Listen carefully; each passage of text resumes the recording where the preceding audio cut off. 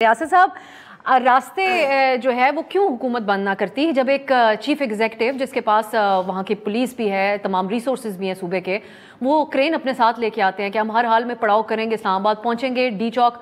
सो आपकी नज़र में एक तो कुछ इम्यूनिटी तो होती है वज़राए आला को हासिल, लेकिन ये अली अमीन साहब के साथ जो के ऊपर कोई कानूनी कार्रवाई हो सकती है? मुकदमा तो दर्ज हुआ उन पर कार्य सरकार में मुदाखलत। देखिए अब सा इस पे कॉन्स्टिट्यूशन के अंदर 3 आर्टिकल दिए गए, 15, 16 और 17।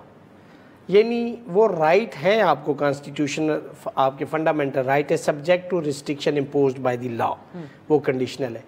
देखिए पॉलिटिकल एहतजाज करना हर पॉलिटिकल पार्टी का हक है।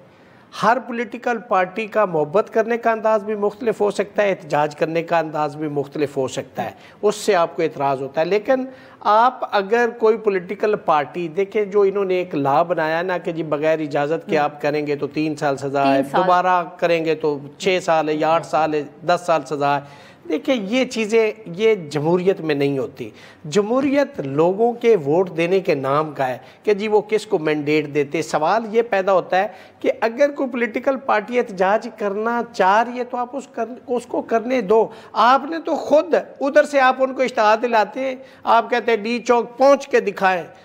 अगर वो पहुँच के तो 3 लोग हैं वो और इश्तहार में आ जाते। जो गवर्नमेंट होती है ना वो गिविंग एड पे होती, उसको प्यार मोहब्बत से इस पे ऐसे इश्तिहारी बयानात, इनकी पॉलिसी होनी चाहिए कि आप इश्तिहार वाले बयानात जारी ना करें। अगर पॉलिटिकल पार्टी को आप मौका देते कि वो आके जलसा जुलूस कर ले तो वो बात खत्म हो जाती। आपने जब उसको रेजिस्ट किया, आपने उनकी खबर को 4 चांद लगा दिया, आपने पूरा मुल्क बंद कर दिया। ट्रैक रैकेट भी तो रियासत साहब लोगों का होता है कि अगर वो आते आगे बैठ जाते डी चौक में और आगे एक SCU समिट जो कि कई सालों के इंतजार के बाद होता है, you have to deal with them in accordance with law. Law क्यों है? आप इन पे FIR, एक सेकंड, FIR कैसे देते हैं अब सर? हाँ, वो तो आप 780 की FIR भी तो दे रहे हैं, आप 395 की FIR भी तो दे रही हैं।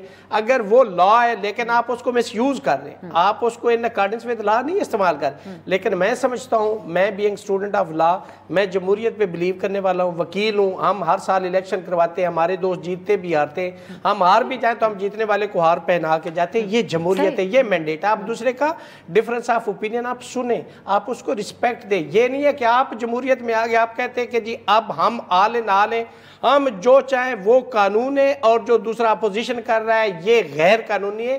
तो इन चीजों को अपने अपने डोमेन में लेके चले तो कोई प्रॉब्लम शायद ना हो।